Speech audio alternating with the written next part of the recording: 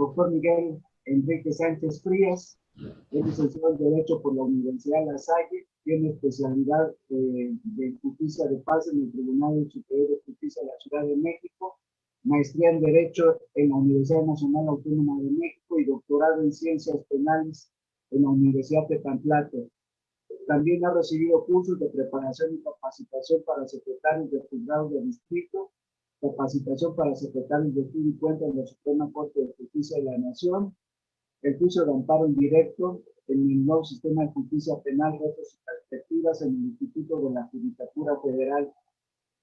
También en el Instituto de la Judicatura Federal ha participado en el taller para la elaboración de sentencias de amparo y en otros cursos también que ha impartido sentencias de amparo en el Diplomado de Derecho Procesal Constitucional. También ha participado en diplomados de procesos judiciales federales en la Suprema Corte de Justicia de la Nación, Casa de la Cultura Jurídica de Durango, y nociones de procedimiento penal federal en el curso básico de formación y preparación de secretarios del Poder Judicial de la Federación en el Instituto de la Judicatura Federal. Como docente ha participado en diversas instituciones de educación superior, como la Universidad La Salle, impartiendo Derecho Penal 1, Derecho Procesal Penal, entre otras. Tiene publicaciones, cuadernos de trabajo de la primera sala, número 3, Comisión para el Estudio de Reformas del Artículo 18 Constitucional, en relación a la justicia de menores, y el ciclo de conferencias magistrales, actualización jurisprudencial sobre menores infractores, también por la Suprema Corte de Justicia de la Nación. En otras actividades, también ha participado en el seminario Tipo Penal en la Universidad Nacional Autónoma de México, Jornadas de Derecho Penal México-España en el Instituto Nacional de Ciencias Penales. También las figuras jurídicas en el Código Penal por el Distrito Federal, foro sobre la simplificación de la estructura de las sentencias de amparo, panel procesos penales federales, problemas frecuentes en la conducción de diligencias en el Instituto de la Judicatura Federal, sede central, el caso de los retenes en México en la Universidad de Monterrey, seminario sobre la legalidad de delincuencia organizada y sociedad civil, historia y problemas en la Embajada de Italia en México. También ha impartido cátedra en la UNESCO sobre narcotráfico, Claxo en México también, en la Universidad del Claustro de Sor Juana, en la Asociación Nacional de Magistrados de Circuito y Jueces de Distrito del Poder Judicial, y también en seminarios internacionales sobre derecho penal y sistema penitenciario cubanos en la Fiscalía General de la República de Cuba. También en el seminario del Sistema Interamericano de Protección de Derechos Humanos y repercusión en las órdenes jurídicos nacionales en la Suprema Corte de Justicia de la Nación. Dentro de sus cargos desempeñados del Poder Judicial de la Federación, fue secretario quinto del Tribunal Colegial en Materia Penal, el primer circuito, secretario del séptimo Tribunal Colegial en Materia Penal, el primer circuito, magistrado del Tribunal Colegial del segundo circuito en residencia en Iztapalapa, en el Estado de México, magistrado del primer Tribunal Colegial del segundo circuito, magistrado del segundo Tribunal Colegial del segundo circuito, magistrado del primer Tribunal Colegial del segundo circuito, magistrado del primer Tribunal Colegial en Materia Penal del primer circuito, magistrado del cuarto Tribunal Colegial en Materia Penal del primer circuito y magistrado del séptimo Tribunal Colegial en Materia Penal del primer circuito, cargo que ocupa a partir de diciembre de 2009. Adelante, doctor. Buenos días y discúlpelas ahí la falla técnica. No hay ningún problema, muchas gracias. Al contrario, fue excesivo toda la presentación. Basta con ser Miguel Enrique Sánchez Frías y doctor por la Universidad de Tecamtlaco, y todo lo demás es accesorio, pero muchas gracias. Primero agradecer, por supuesto, al doctor Enrique González Barrera, que ya lo vi por ahí, que nos dijo que nos estaba oyendo, y gracias a todas las autoridades de Tecamtlaco, pero sobre todo gracias a ustedes que están aquí conectados. La verdad es que en estas épocas de estar encerrados, estoy a dedicarle un poco del sábado a esto. Es bien interesante y se los agradezco muchísimo a ustedes, la verdad. A ver, ustedes ya tuvieron la semana pasada, el sábado también algunas clases, hoy ya me precedieron en el uso de la voz varios profesores. A mí lo que me preocupa y lo que quiero platicar mucho con ustedes es que de todo lo que están oyendo, parece que efectivamente, pues todo el sistema acusatorio que fue la gran reforma y la gran panacea en el 2008, pues parece que lo estamos desapareciendo por completo. Y eso es realmente lo preocupante. A mí me toca específicamente el tema de la prisión preventiva, que es un tema central, no es cualquier cosa. Pero ya veíamos hace un rato que se cambian figuras, que los testigos, que el juez, que esto. Entonces, ¿qué queda del mentado sistema acusatorio que nos vendieron como la gran panacea? Eso es lo que a mí me preocupa y que quiero platicar con ustedes. Esto no es una clase, es una plática. Por eso yo les pediría que, en la medida de lo posible, pues me interrumpan si es necesario. Tienen ahí la función de levantar su manita, que les den el uso de la voz y vamos platicando para ir interactuando, para que esto no sea un monólogo, porque si no, pues se me van a aburrir y no tiene caso. Quiero que se aproveche al máximo esta parte.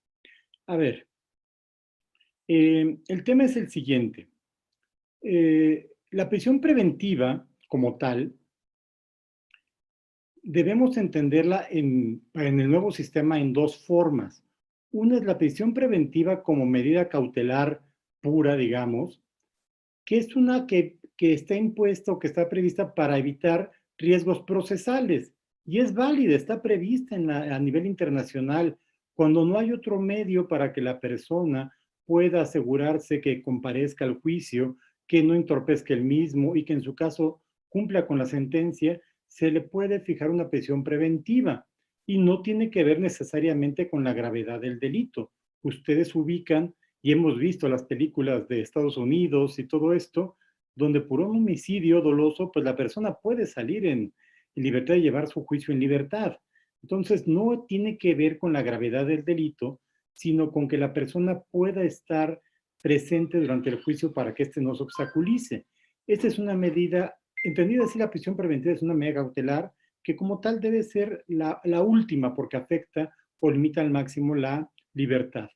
Y otra cosa es la prisión preventiva oficiosa, que para mí ni siquiera entra ya en la categoría de medida cautelar, ya es una pena restrictiva de libertad. Aquí es donde empiezan los problemas. Y veamos, en realidad, con todo esto de la prisión preventiva oficiosa encontramos con una polémica o dos preguntas que tenemos que responder. El que exista un catálogo de delitos justifica la prisión preventiva oficiosa, es decir, que se consideren delitos como graves o muy trascendentes que afectan de manera importante bienes jurídicos, justifica que hay una prisión preventiva oficiosa. Y no solo eso, sino que ante la imposibilidad de estar combatiendo la delincuencia, pues agregamos y agregamos y agregamos tipos penales a los que les corresponde la prisión preventiva oficiosa. Creo que ahí es donde está el problema.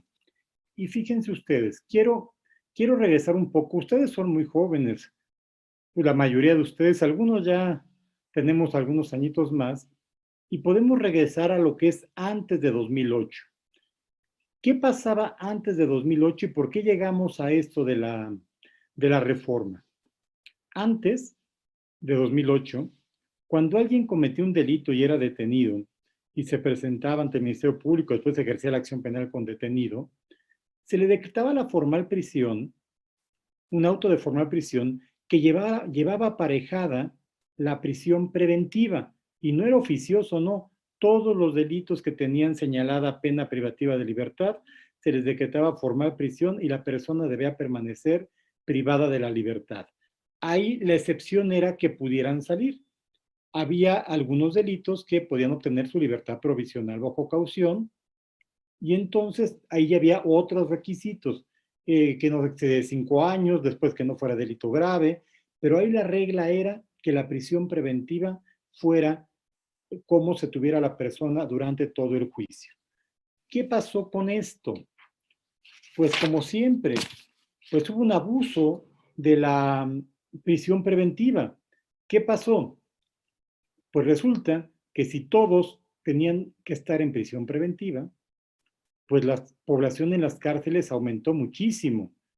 Y esto no es solamente el que las personas estén ahí adentro, hay hacinamiento, no se pueden lograr los propósitos de, en aquel momento se llamaba readaptación social, el hacinamiento, por eso se llamaba o se decía que eran escuelas del crimen, porque el que entraba por un, ya no digamos robito, por un delito de índole patrimonial, solamente fraude, abuso, pues quedaba con otras personas ahí, pues se enseñaban a delinquir, si esto se puede llamar así. Entonces, muchos delitos que eran menores tenían prisión preventiva y las personas seguían allá adentro con el aumento de los costos, porque aparte de allá adentro, pues hay que darles de comer, hay que hacer muchas cosas. Esto nos daba que en aquel momento, de los internos que se encontraban, el 42% estaba sin condena. Es decir, del 100% de personas que estaban privadas de la libertad, casi la mitad no tenían sentencia y estaban en prisión preventiva. ¿Y esto qué motivaba?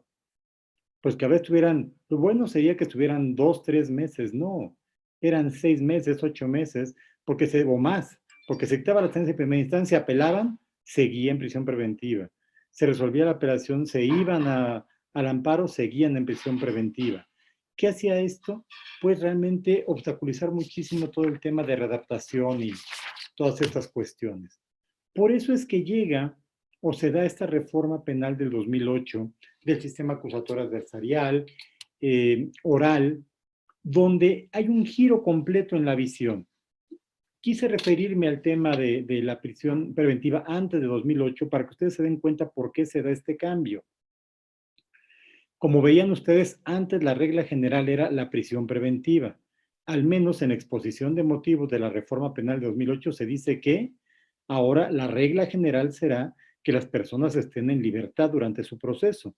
De hecho, se elimina o ya no existe el auto de formal prisión y se llama de vinculación a proceso, que ya no tiene aparejada como consecuencia inmediata la prisión preventiva. Ustedes saben, eso ya lo conocen más ahorita, que se dicta la vinculación a proceso y luego hay otra determinación que toma el juez de control que tiene que ver con las medidas cautelares.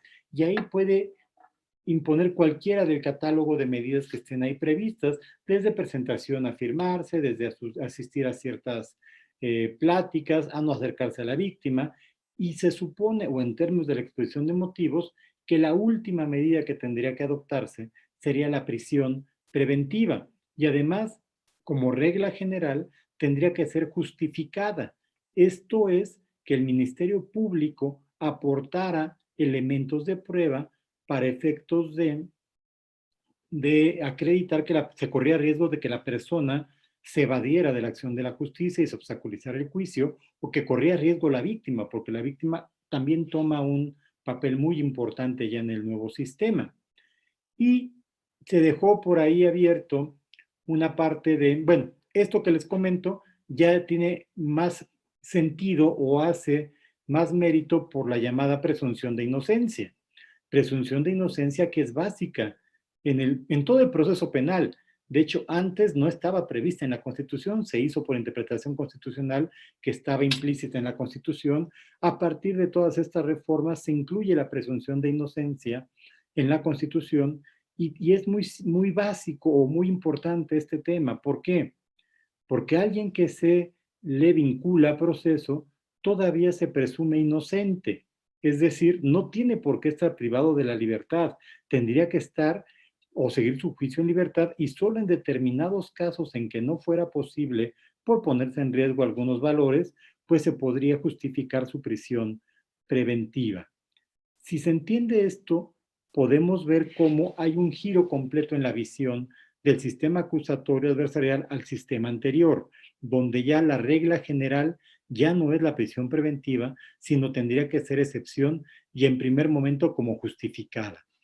Pero ojo, esta reforma de 2008 implicó pues varias cargas a todos los poderes del Estado, al legislativo, pues hacer cambios constitucionalmente legislativos para hacer efectiva la reforma, para el Ejecutivo, pues la capacitación de las instituciones de seguridad pública y todas las autoridades para el nuevo marco de derechos humanos, al Poder Judicial implementación de medidas para poner en práctica todo el sistema acusatorio. Pero, ¿qué pasa aquí? En el nuevo sistema acusatorio, penal acusatorio, se incluyen ya un artículo en el Código Nacional de Procedimientos Penales, se incluye un catálogo de medidas cautelares, ¿sí? Medidas cautelares que si nosotros las vemos van desde la presentación periódica ante el juez, después hay otras como exhibición de garantía económica, embargo de bienes, inmovilización de cuentas, en su caso también puede ser prohibición de salir a lugar determinado, prohibición de convivir, muchas que tienen que ver con protección de la víctima, otras que tienen que ver con que se asegure la presencia del sujeto en el juicio. Todas estas medidas resultan importantes. Y la última medida, así incluso en el catálogo de medidas que se fijan en este precepto, es la prisión preventiva. Pero nada más se habla de prisión preventiva, ¿sí? Aquí me es bien importante que podamos hacer esta distinción.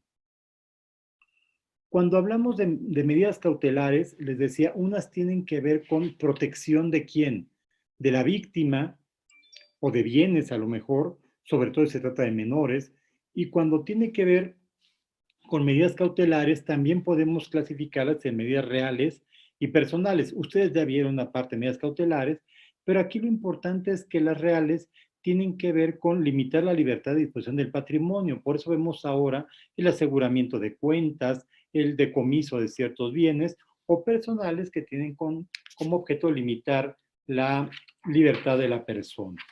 Ahora, ¿qué es aquí lo más relevante? Pues que resulta que después de la reforma de 2008, me parece que todavía de manera adecuada, se dice, bueno, hay medidas cautelares, la regla general ya no es la prisión preventiva, solamente será justificada cuando así lo acredite el Ministerio Público, pero dejaron ahí una partecita que digamos fue como la semilla del mal, si queremos verlo así. Se previó la prisión preventiva oficiosa, ¿sí? En la cual se incluyeron únicamente en aquel momento, en 2008, que se podía decretar una prisión preventiva oficiosa cuando otras medidas cautelares no eran suficientes para garantizar, 1, la comparecencia del imputado al juicio, 2, el desarrollo de la investigación, 3, la protección de la víctima, de los testigos o de la comunidad, 4, o cuando el imputado estuviera siendo procesado o sentenciado previamente por la comisión de un delito doloso.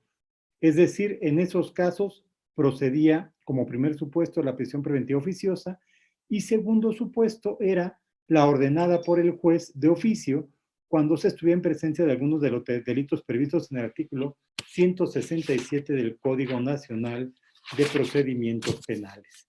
Y les decía, en aquel momento, pues parecía que tenía sentido esto por la trascendencia de los delitos. En el propio artículo 19 se estableció que los delitos que tendrían lugar a prisión preventiva oficiosa eran delincuencia organizada, homicidio doloso, violación, secuestro, delitos cometidos con medios violentos como armas y explosivos, así como delitos graves que determine la ley en contra de la seguridad de la nación, el libre desarrollo de la personalidad y de la salud. De estos 6 rubros, los primeros 4 creo que no tenemos mucho problema, se justificaba o se dijo que era prisión preventiva oficiosa.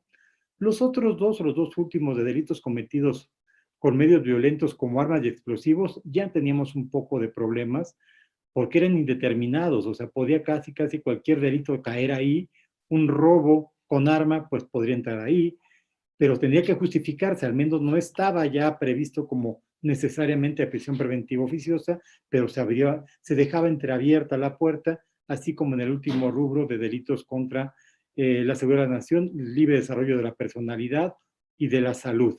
Se dejó entreabierta la puerta, pero al menos no era tan complicado. Sin embargo, después se van dando cuenta. A ver, ¿tienen alguna duda hasta ahí? ¿Algún comentario que tenga alguno de ustedes? Levántenme la manita, es que como está la presentación no los veo a todos, pero si levantan la manita del chat, me aparecerá aquí y que les den el uso de la voz y lo vemos. Con toda confianza, si no, seguimos. Bueno, nada. Seguros, bueno. Bueno, luego, después de 2008, en 2011, hay una reforma y se aumenta otro delito para el catálogo de delitos con prisión preventiva oficiosa que tiene que ver con la trata de personas. Hubo muchos problemas en ese momento y digamos, todavía hasta ahí podríamos entender, no estoy justificando, pero se incluye la trata de personas en el catálogo de delitos graves. Después, bueno, esta diapositiva tiene un error en la parte de arriba, es 12 de septiembre de 2019, no 2011 como dice ahí. Y aquí es donde sí ya nos perdimos completamente, porque en 2019 resulta que se amplía el catálogo de delitos que requieren o que ameritan prisión preventiva oficiosa, y se acuerdan de los 6 que tenemos al principio, y luego se agregó trata de personas, pues aquí ya se agrega abuso o violencia sexual contra menores, delincuencia organizada, homicidio doloso, feminicidio, violación, secuestro, trata de personas, robo de casa-habitación, uso de programas sociales con fines electorales, corrupción tratándose de delitos de enriquecimiento ilícito y ejercicio abusivo de funciones, robo al transporte de carga en cualquiera de sus modalidades, delitos en materia de hidrocarburos, petrolíferos o petroquímicos, delitos en materia de desaparición forzada de personas y de desaparición cometida por particulares, delitos cometidos con medios violentos como armas y explosivos, tal, así como graves que determina la ley en contra de la seguridad de la nación, el libre desarrollo de la personalidad y de la salud. ¿Qué pasa aquí? Hay un crecimiento exponencial de los delitos y entonces, ¿dónde queda aquellos principios que se expusieron en la exposición de motivos que con el cambio de sistema la prisión preventiva iba a ser excepcional y se iba a privilegiar la presunción de inocencia? Si ustedes ven estos delitos que están aquí, pues yo creo que ahí podríamos encuadrar fácilmente el 60-70% de los delitos que se cometen en el país. Entonces, pasa de ser una excepción la prisión preventiva a ser una regla. Y no solo eso, sino que es la prisión preventiva oficiosa. Es decir, ya ni siquiera se requiere que el Ministerio Público justifique la gravedad o los riesgos de que la persona se pueda evadir. Basta con que se impute uno de estos delitos y se dicte la vinculación a proceso. Que dicho sea de paso, también se bajaron los estándares para decretar la vinculación a proceso con la reforma. Entonces, pues resulta que aquello que se pretendía evitar, que era que se llenaran las cárceles o que estuvieran internos o privados de la libertad en prisión preventiva, una gran cantidad de personas sin sentencia para no violentar la presunción de inocencia, con todo esto hacemos una regresión, una reversión de la carga y resulta que caemos al mismo tema, ¿sí? Entonces, todas estas reformas lo que hacen es atentar contra los propios principios o las premisas de las que partía el nuevo sistema acusatorio, que eran presunción de inocencia, sobre todo. Pero eso no es lo más grave, desde mi perspectiva, claro está. Lo más grave es que esos delitos que se incorporan en 2019, pues se incorporan por una razón muy simple y no tiene que ver necesariamente con la gravedad de los delitos.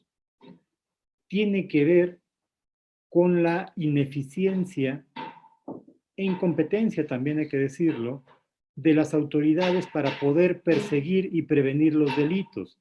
Y aquí es donde vienen aquellos dichos que ya lo comentaba alguno de las personas que me antecedieron sobre la voz, aquello de la puerta giratoria, aquellos argumentos del Ejecutivo de la puerta giratoria, de qué sirve que nosotros los agarremos si los sueltan allá en el Poder Judicial. Y aquí no hacemos distinción entre Poder Judicial local o federal, o sea, me parece que la crítica iba lo mismo para ambos poderes. Y es no darse cuenta que muchas de las razones por las cuales las personas obtenían la libertad, ya sea en el proceso de primera instancia, segunda instancia o incluso en amparo, era por una inadecuada o indebida integración de la investigación por parte del Ministerio Público. Resultaba que las policías, que son los primeros que tienen contacto con el delito y con las personas, pues no llevaban a cabo, no sé, la cadena de custodia, a las personas detenidas no les decían o no les hacían saber sus derechos, o los detenían no necesariamente en los supuestos de flagrancia o caso urgente, seguían queriendo actuar con esta flagrancia equiparada, o el Ministerio Público al momento de las entrevistas los declara sin defensor, o no se acredita que la persona que los asistió tiene la calidad de licenciado en Derecho, o hay reconocimiento de personas, lo quieren hacer según a través de cámara de Gesell, pero tampoco tienen la asistencia de un defensor, o no hacen una confronta cuando así procede. Es decir, todas esas violaciones que se dan desde la investigación en la mayoría de los casos. No quiero decir con esto que no ocurren violaciones en la etapa de judicialización de la investigación ante el juez de control, también las hay, pero hay menos, pues dan como consecuencia que a la larga muchas de estas personas obtengan la libertad o obtengan sentencias más favorables de lo que realmente correspondería. Pero ¿cuál es la salida fácil por parte del Ejecutivo y el Legislativo? No, es que nosotros los detenemos y ellos los sueltan. Entonces, ¿qué hacemos? Pues vamos a sumarle al catálogo de delitos de prisión preventiva oficiosa una X cantidad de delitos para que ya no se corre el riesgo de que la persona salga. ¿Sí? Esto es gravísimo, porque otra vez se atenta como presunción de inocencia. Y más grave aún que ni siquiera hay una compatibilidad total entre la reforma constitucional, entre los delitos que están previstos con prisión preventiva oficiosa en la Constitución y los que están en el Código Nacional de Procedimientos Penales. Al día de hoy todavía hay un desfase. No se ha hecho esta armonización entre los delitos que están en el Código Nacional de Procedimientos Penales con prisión preventiva oficiosa y los que están en la Constitución en la última reforma de 2019. Y uno podría pensar a priori, bueno, pues pues si no se reforma y no se actualiza el Código Nacional de Procedimientos Penales y ahí se incluye algún delito con prisión preventiva oficiosa que no está en la Constitución, pues en una interpretación por jerarquía constitucional, pues digo, pues aunque esté en el Código Nacional de Procedimientos Penales, pues no le señalo prisión preventiva oficiosa porque no está en la Constitución. Pero pues ya ha habido tribunales colegiados, no del primer circuito, creo que de otro circuito por allá, por Toluca, creo que dicen, donde dicen que no, que es posible que el legislador secundario pueda incluir más delitos de prisión preventiva oficiosa, porque se acuerdan lo que les dije al principio, que quedaba unas cosas medio abiertas, ambiguas, aquellos de medios violentos y cosas de estas, pues los encuadran ahí. Entonces, como aquello queda muy abstracto y el legislador secundario dice, este delito se emplean medios violentos o se atenta contra el libre desarrollo de la personalidad, los incluyen y dice, pues sí se puede. Y entonces, ¿qué pasa con todo esto? Pues que la regla general que teníamos, que era a partir de 2008, con la cual se pretendió darle una reversión a aquello de que la prisión preventiva era la regla y ponerla como excepción, pues lastimosamente regresamos a que es, en muchos de los casos, una regla ya y la excepción va a terminar siendo que la persona esté en libertad durante el trámite del juicio, lo cual, reitero, es gravísimo porque atenta contra la presunción de inocencia, que no es una cosa menor. Porque así sea 2, 3 días, y es más, yo sé que el ejemplo quizá no es totalmente correcto, pero ¿cómo se la han pasado ustedes en esta cuarentena? Cuarentena ya de casi 8 meses, o pongamos los primeros 4, 6 meses en que casi estuvimos encerrados a piedra y lodo, ya después se permitió hacer algunas salidas a trabajar a partir de agosto, en el caso nuestro empezamos a ir a los tribunales en otras condiciones. Pues yo creo que la mayoría de ustedes, o al menos yo, ya estábamos desesperados. Y eso que estamos en casa, ¿eh? Y tienes aquí, pues tienes tu pantalla, y tienes la tele, tienes Netflix, tienes Prime, tienes no sé qué tanta cosa, y puedes leer, y puedes ser.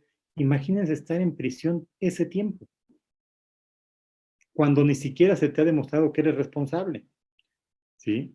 Y que ahora te dictaron una vinculación a proceso con un estándar bien bajito de prueba. es muy grave. No sé si logro evidenciar con ustedes este punto. No es posible que la prisión preventiva oficiosa sea la regla. Trastoca totalmente los principios del nuevo o del sistema acusatorio adversarial, en el cual se presume la inocencia y será que el Ministerio Público demuestre tu responsabilidad. Cuando ponemos un catálogo de delitos de prisión preventiva oficiosa, resulta que estamos revirtiendo esto. Por la simple naturaleza del delito, ya tienes que estar adentro sin que importe si eres responsable o no eres responsable, ¿sí? Eso ya lo veremos después, pero te quedas adentro. A mí la verdad es que eso es lo que más me inquieta de todo esto. Y si lo juntamos con todo lo que les han platicado ustedes de esta contrarreforma en la cual, pues si de por sí el sistema acusatorio adversarial que se implementó en México desde 2008, como siempre lo tropicalizamos a la mexicana, ¿no? O sea, no es ni el sistema acusatorio de los gringos, tampoco es el sistema acusatorio chileno, colombiano o español.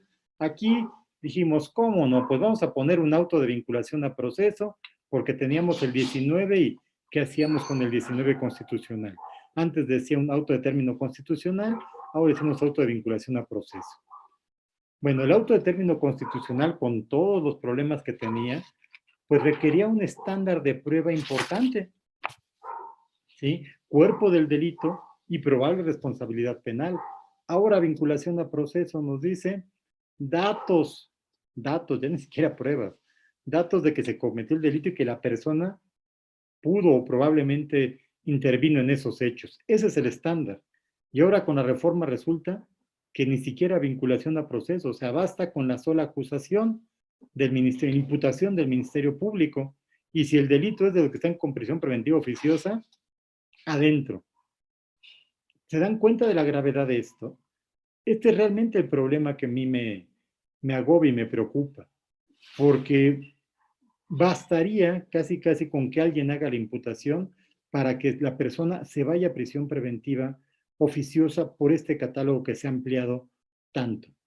Por eso, por ejemplo, aquí la diapositiva dice, esto atenta contra el sentido de la reforma del 2008, que expone que la prisión preventiva era excepcional, debe haber una proporcionalidad, provisionalidad. Ahora, pues es la regla, es desproporcional. ¿Por qué? Porque ya no importa si el delito tiene mucha o poca pena.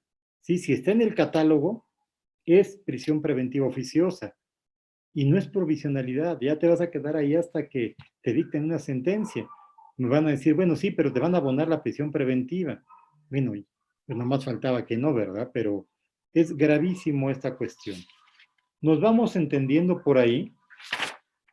Se entiende el problema de esto, porque no es, y ahí de repente se entra en polémicas entre ejecutivo y judicial o legislativo, y no es que los jueces sintamos que somos nosotros los que decidimos o no decidimos o tal, y el legislativo dice, no, pues quien decide soy yo y ahí va la reforma, y el ejecutivo dice, no, pues yo tengo mis policías y ellos los detienen y ustedes los sueltan.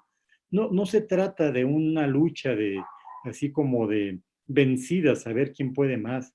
No debemos de olvidar que en el centro de todo esto hay personas.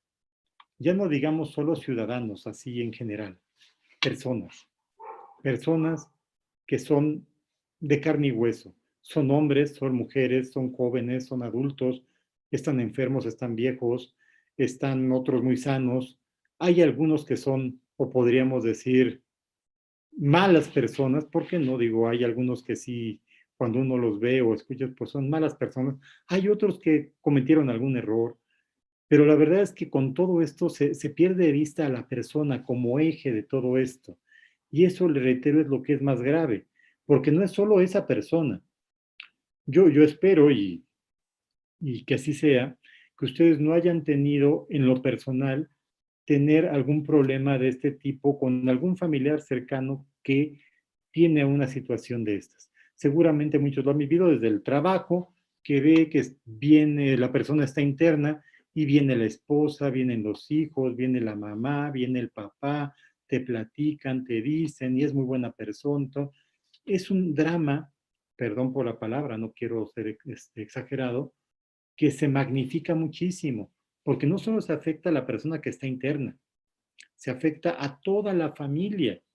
Ustedes seguramente les habrán comentado cómo la pasan ahí adentro, que les tienen que llevar X cosas porque si no, no tienen, que les pegan, que les cobran para llevar cosas, lo que tienen que dejar de hacer para poder entrar y llevarles cosas. Cuando tendría que ser excepcional que la persona estuviera en prisión preventiva, ¿sí? Eso es lo que se pierde, se desnaturaliza, se deshumaniza cuando se hacen este tipo de reformas, simplemente con una visión de que el Estado está siendo incapaz de contener la delincuencia. Ahora ponen el huachicoleo. Hombre, pues no hicieron una gran estrategia para eso, y ahora si eres guachicolero, pues te vas para adentro también. Ahora, si es robo con violencia, también para adentro. Robo a casa habitación, también para adentro. Entonces, ¿cuándo habrá un robo que sea sin violencia? Yo creo que es complicado encontrarlo, ¿verdad? Pues siempre va a haber una amenaza, ya sea física, moral, golpes o con la pistola o algo. ¿Cómo se le va a hacer? ¿Sí? Y aquí lo que estamos viendo es el reflejo de la incapacidad de las autoridades para poder prevenir los delitos, para poder investigarlos correctamente, y ante esto lo que hacen, la salida más simple es aumentar los delitos de prisión preventiva oficiosa para que por lo menos se queden ahí adentro, y con eso ellos dicen, estamos bajando la delincuencia, lo cual también es un mito, ¿no? A mí me parece que este es uno de los grandes problemas y que no se puede permitir. ¿Dudas hasta ahí, comentarios que tengan, observaciones? Nada, todo se entiende, segurísimo. ¿Y están de acuerdo o no están de acuerdo? Porque sí, se entiende re bien, pero no están de acuerdo. ¿Sí? ¿Todo bien? ¿Seguros? Bueno, conste, ¿eh? Bueno, además,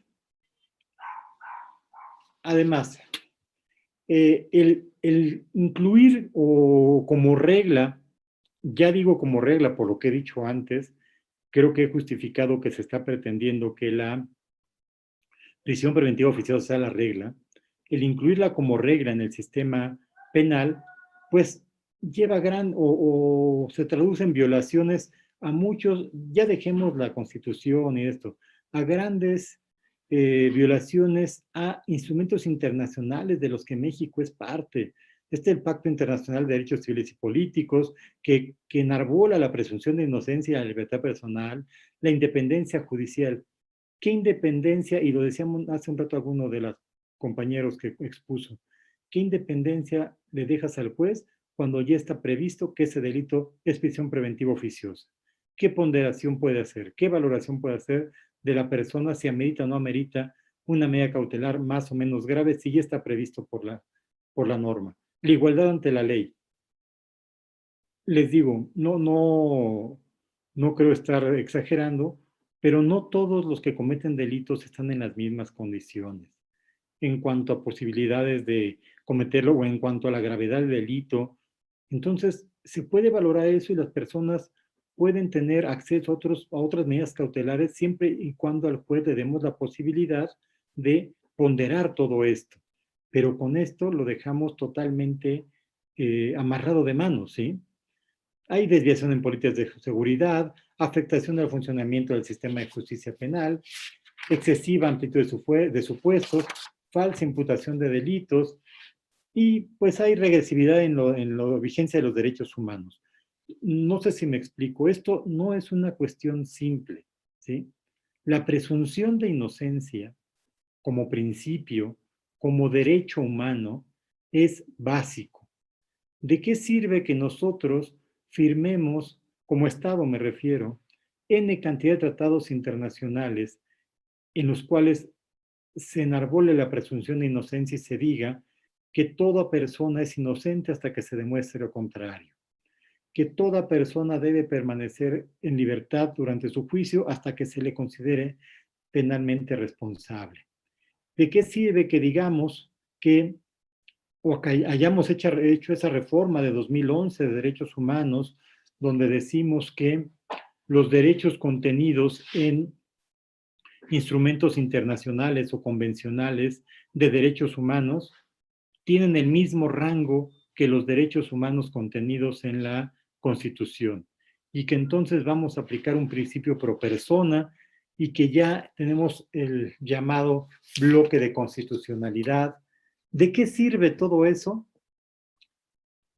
si con estas reformas la presunción de inocencia queda, pues más que, ¿cómo le diremos para que no se vea tan feo?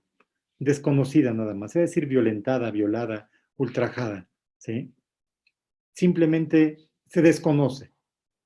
Y se fijan del problema que se genera con esto, no solo estamos dándole al traste a todo el sistema acusatorio adversarial y sus principios. Toda la reforma constitucional de derechos humanos, ese primero constitucional que enarbola los derechos humanos de fuente internacional al grado o a la misma jerarquía de los de fuente nacional y que dice que entonces vamos a aplicar un principio pro persona que es el más benéfico, lo estamos tirando por la borda, a la basura, ¿sí? Porque con todo esto de la prisión preventiva oficiosa, estamos cometiendo una violación a este derecho a presunción de inocencia, pues con su procedencia se da prácticamente por sentado que el resto de las medidas cautelares son insuficientes para garantizar el éxito del proceso mediante la procedencia del imputado a juicio, el desarrollo de la investigación, la protección de la víctima, los testigos y de la comunidad. Pues en este caso no existe un debate sobre su proporcionalidad, tal como sucede en el caso de la prisión preventiva justificada, y por tanto se toma más como una medida punitiva que cautelar. ¿Se acuerda que en principio les dije que para mí no es lo mismo una prisión preventiva que se tenga que justificar, que sí sea una medida cautelar, y muchas veces es válida, porque si la persona no tiene arraigo, no tiene trabajo, pues ¿cuándo lo voy a venir a traer otra vez para que responda por lo que hizo? Pero si demuestra arraigo, demuestra que tiene, si cumple ciertos requisitos, es una medida cautelar. Pero si lo pongo como prisión preventiva oficiosa, pues ya es una medida punitiva, ya no es medida cautelar. Estamos variando su naturaleza. ¿Se entiende? ¿Sí? Esta es la gravedad de todos estos temas. Y les decía, si nos vamos a nivel internacional, la Corte Interamericana de Derechos Humanos, que ya sé que no, de repente no nos gusta, nada más nos gusta cuando dice lo que nosotros estamos diciendo y sirve para aumentarle unas 3, 4 argumentos más o 10, 15 páginas más a nuestra sentencia, porque apoya o robustece lo que nosotros decimos. Pero si está diciendo algo que no nos cuadra tanto, entonces mejor como que ni le llamamos ni decimos. Ese es otro tema que tenemos por ahí pendiente con la justicia convencional. Pero la Corte Interamericana de Derechos Humanos, en el caso López Álvarez contra Honduras, dijo: la prisión preventiva debe limitarse a la presunción de inocencia, necesidad y proporcionalidad, y por tanto aplicarse excepcionalmente. ¿Ustedes creen que la prisión preventiva oficiosa, como está actualmente en el 19 constitucional y en el 167 del Código Nacional de Procedimientos Penales, es excepcional? Digo, si lo queremos ver muy amplio y muy positivo, pues sí es excepcional porque hay como 100 delitos más o más que se cometen y no todos están ahí, ¿verdad? Entonces todos son excepcionales. Sí, pero si nosotros hacemos una estadística, nos vamos a dar cuenta que de estos delitos que están previstos con prisión preventiva oficiosa, fácilmente corresponde al 50-60% de los delitos que se cometen todos los días. Entonces lo que estamos haciendo es otra vez inutilizar a las personas metiéndolas a prisión, y con eso parece que estamos combatiendo la delincuencia y estamos cumpliendo, lo cual creo que no es así. ¿Sí? ¿Estamos claros hasta ahí? ¿Se entiende? ¿Seguros? Bueno. Bueno, aquí está el tema que les decía de que no se ha adecuado el Código Nacional de Procedimientos Penales con la Constitución. Tenían 90 días, no lo han hecho, y con esto de la pandemia yo creo que pues menos le van a hacer. ¿Sí? ¿Cuándo? Pues no lo sé, pero... A ver, dudas que tengan hasta ahí. De veras me interesa mucho su opinión, porque No los conozco a todos ustedes que están ahorita conectados, pero pues por las otras ocasiones en que yo he participado con Tepantlato dando clases o en otro tipo de seminarios, la mayoría de las personas que están participando, pues forman parte de los poderes judiciales local o federal, de las procuradurías local o federal, algunos litigantes también, por supuesto. Pero a mí lo que me parece, o lo importante para mí en este caso, es poder permear en ustedes, que dejar esa, digamos, esa semillita de que no podemos permitir, y ya sé que no es así, ¿cómo le vamos a hacer? Pues con estos foros como se organizaron ahora, poner en evidencia el contrasentido que implica la prisión preventiva oficiosa como regla y no como excepción, cuando en realidad tendría que ser excepción y para todos los casos. Les reitero, ustedes, y lo vemos en las películas americanas o las noticias, como muchas personas que están siendo procesadas o imputadas por delitos como homicidio, violaciones, llevan su juicio en libertad. Digo, también hay otros problemas allá, ¿verdad? Salvo que seas latino, negro o tal, ahí sí se los llevan adentro, ¿verdad? Pero bueno, finalmente no todo es perfecto, eso es claro, ¿sí? Hay otro tipo de excepciones allá, pero bueno. Pero el tema es, para nosotros en el país, la prisión preventiva oficiosa viene a ser, desde mi perspectiva, el carpetazo a toda la reforma de 2008 que implementó el sistema acusatorio adversarial.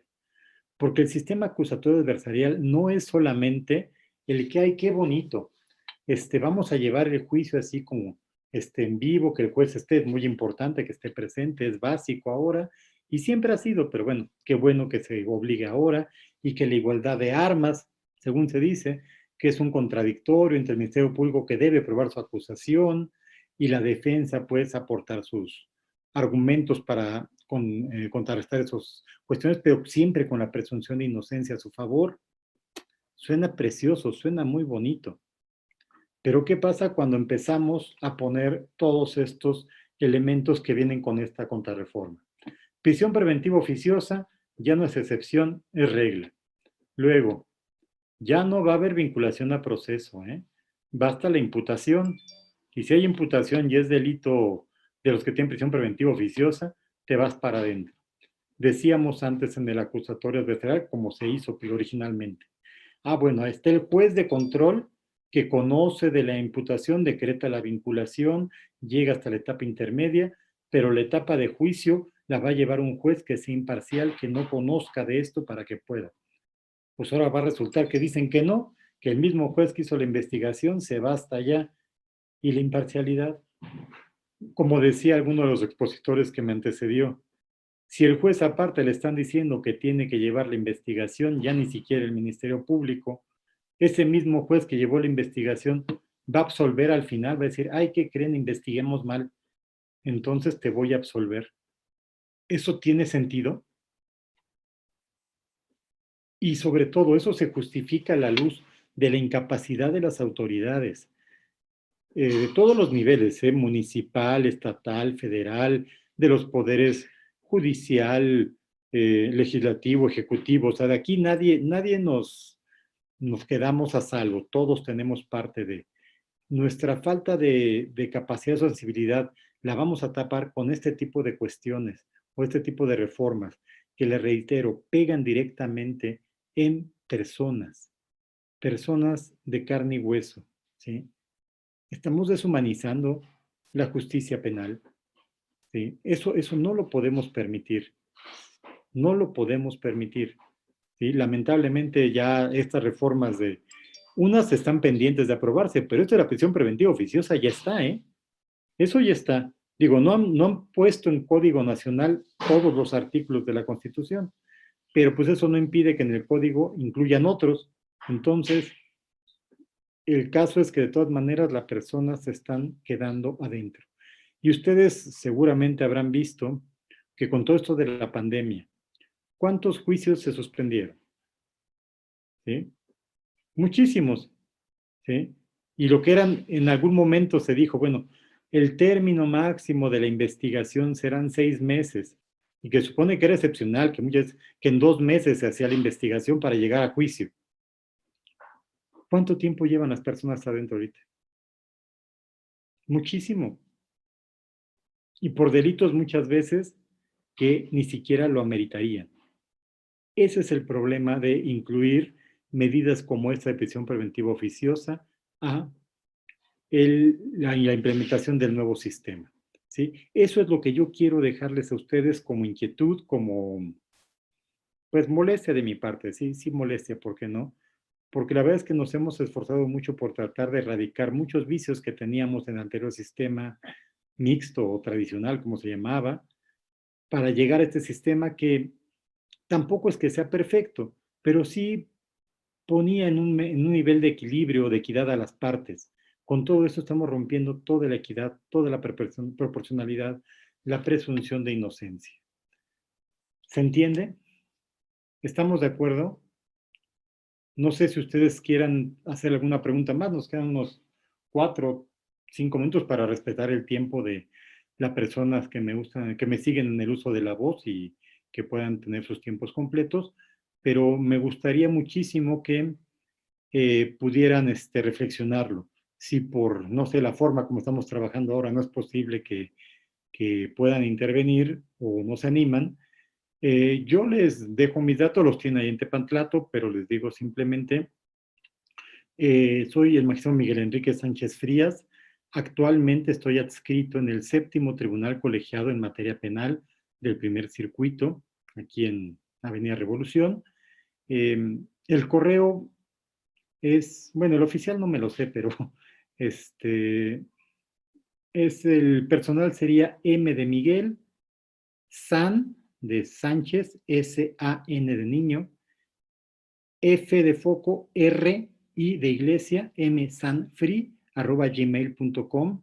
Quedo totalmente abierto a sus comentarios, por favor, y sus inquietudes. La verdad es que me gustaría que ustedes reflexionaran estos temas para que en la medida en que cada quien desde su, digamos, desde su trinchera, pues pudieran pugnar porque esto se revise, ¿no? Que no se siga atacando todo esto que sería el nuevo sistema acusatorio, que ya de por sí está muy golpeado, pero sería el acabose total con todas estas reformas que se están poniendo, ¿sí?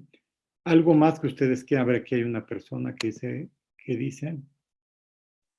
sí, bueno, sobre capacitación de los que intervienen. Bueno, lo vemos, eso creo que no me toca a mí, pero bueno. Quedo a sus órdenes de veras y mucho gusto en platicar con ustedes este día. Gracias.